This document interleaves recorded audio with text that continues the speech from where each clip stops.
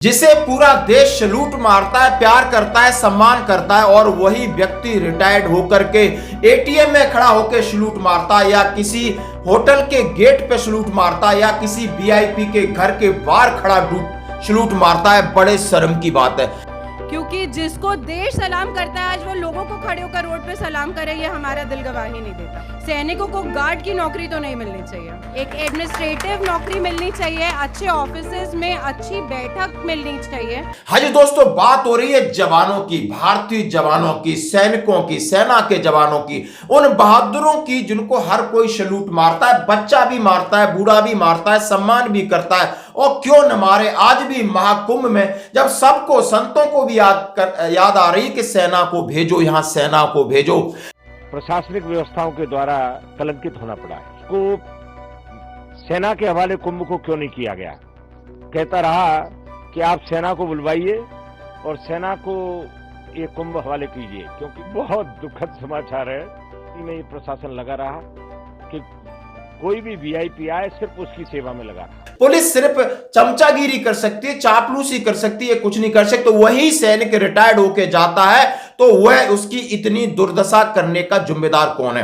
हाँ जी दोस्तों, किसी ने कितना अच्छा वीडियो कहा है कि आज इस देश में सैनिकों का सम्मान है, बट सैनिकों का यूटिलाइजेशन नहीं है। यूटिलाइजेशन नहीं है, इस तरह रेस्पेक्टफुल जॉब नहीं है कि वो अपना सम्मान बचा सके, और इसलिए अपने पेट भरने के लिए उनको 10 से 15 हजार की नौकरी करनी पड़ती है। दूसरे भी नहीं, हमारे सेना के अधिकारी को भी इस तरह का कॉन्ट्रैक्ट मिलता है, तो वो भी यही करते हैं कि सैनिकों से आधा पैसा अपने पास रख करके आधा पैसा देते हैं, यानी शोषण है।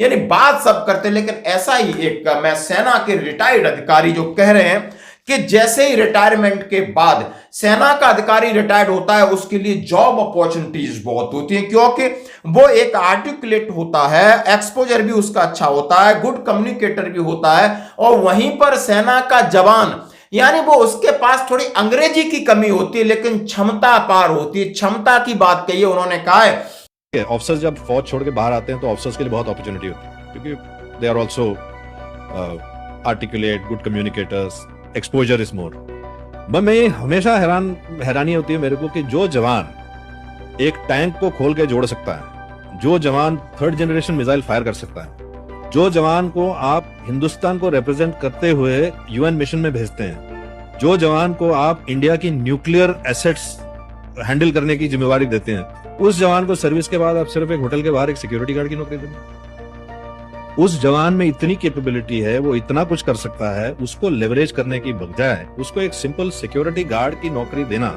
मेरे हिसाब से नेशनल वेस्टेज है।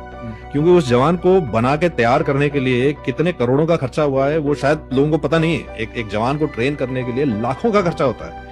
फिजिकल फिटनेस, मेंटल रोबस्टनेस, हथियार की training, team working, engineering, signal, communication, ये सब सीखने के बाद वो एक सोल्जर बनता है। वो एक मैं आरटी की बात करूं तो एक गन को ऑपरेट करता है, समझ सकते हो, बफोर्स को ऑपरेट करता है, मिसाइल को ऑपरेट करता है, रेडार्स को ऑपरेट करता है, वेपन लोकेटिंग रेडार्स को ऑपरेट करता है, यानी मेट्रोलॉजिकल सिस्टम ऑपरेट करता है। आप टैंक आर्मड में चले जाइए, किसी भी प्रकार का टैंक को ऑपरेट कर सकता है। सिग्नल में चले जाइए, जितने भी आपके साइबर इक्विपमेंट्स हैं, चाहे कम्युनिकेशन के इक्विपमेंट है, कौन ऑपरेट करता है? जवान। इंजीनियर्स में चले जाइए, जितने ऑप्टिकल क्रॉसिंग, जितने इक्विपमेंट हैं, कौन ऑपरेट करता है? जवान। ईएमई में आप समझ सकते हो, मेंटेनेंस का काम, जितने भी काम करते हैं जो गाड़ियों के नीचे, कौन करता है? जवान। चाहे टेलीकॉम का हो, कंप्यूटर का हो, रेडार्स हो, सबका ऑपरेशन कौन करता है? जवान। क्योंकि जवान ही, उन्होंने कहा है, भले थ्योरी कोई और पढ़े लेकिन प्रैक्टिकल जवान करता है, इंप्लीमेंट जवान करता है, केयर एंड मेंटेनेंस जवान करता है। और जब जवान इतना कैपेबल है, अनुशासित है, डिसिप्लिन्ड है, तो उसकी इतनी बाट क्यों लगाई जाती है?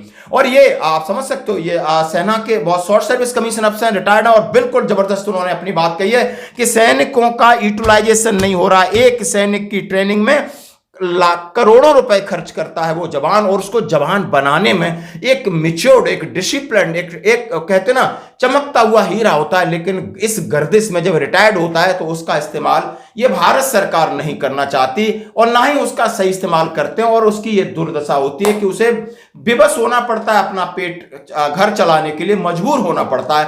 तो दोस्तों ये दोनों वीडियो आपको देखना होगा। एक वीडियो मैंने लिया अपने सैनिक वेलफेयर भाई, जहां पर उन्होंने इस तरीके का मोटिवेशन है, इसी तरीके का इनिशिएटिव जो बिल्कुल चाहिए। यानी बहुत सारी चीजें चलती रहेंगी, वेलफेयर चलता रहेगा, लेकिन सम्मान सबसे पहले। भारत का एक सोल्जर है, उसको सम्मान सबसे पहले हकदार है।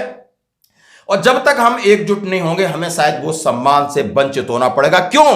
क्योंकि उनकी रगों में भरा है, रगों में अनुशासन भरा है। तो अनुशासन का यदि आपने एक नमूना, कसम से इस नमूने को आपने देखना होगा। यानी 26 जनवरी आप समझ सकते हो, गणतंत्र दिवस के ऊपर पंजाब के अंदर सैनिक अपनी बिल्कुल सीधे साधा उनका वेशभूषा देखिए, बिल्कुल पंजाबी है, और किस तरीके से वो फ्लैग होस्ट करते हैं, और देखते हो किस तरीके की ड्रिल करते हैं, और किस तरह राष्ट्रगान गाते हैं। ये देखने लायक है, वीडियो वायरल हो रहा है। और मैं कह रहा हूं इनको आप देख सकते हो कितना है, आप वृद्ध लोग हैं, किस तरीके से ड्रिल में खड़े हैं, किस तरीके बोर्ड ऑफ कमांड है, किस तरीके इंस्पेक्शन कर रहे हैं, किस तरीके से फ्लैग होस्ट किया जा रहा है, सावधान खड़े होके और राष्ट्रीय गान गा रहे हैं। आप देख सकते हो ये बेहतर नमूना हो सकता है। ये नमूना सिर्फ और सिर्फ सेना के रिटायर्ड जवान ही पेश कर सकते हैं। दोस्तों आपकी इस पे क्या राय, जरूर कमेंट्स करें। धन्यवाद।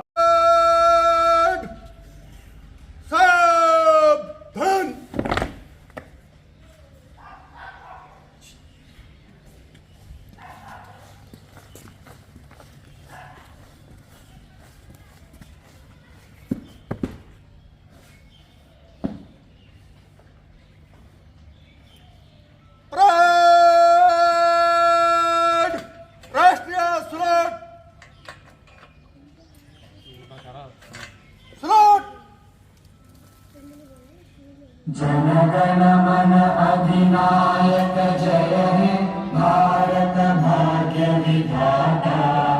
पंजाब सिंध गुजरात मराठा द्राविड़ उत्कल बंगा। विंध्य हिमाचल यमुना गंगा उच्चल जलधि तरंगा। तब शुभ नामे जागे, तब शुभ आशीष मांगे। गाहे तव जय गाथा,